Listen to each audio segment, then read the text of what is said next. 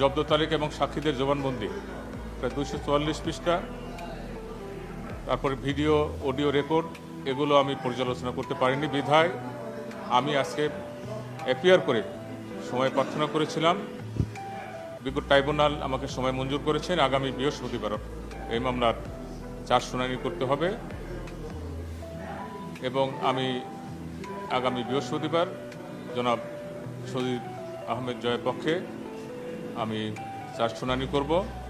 আমি চেষ্টা করব আইনের সীমাবদ্ধতার মধ্য থেকে যতটুকু ডিফেন্স আমার ক্লায়েন্টের জন্য প্রয়োজন সর্বাত্মক চেষ্টা করব।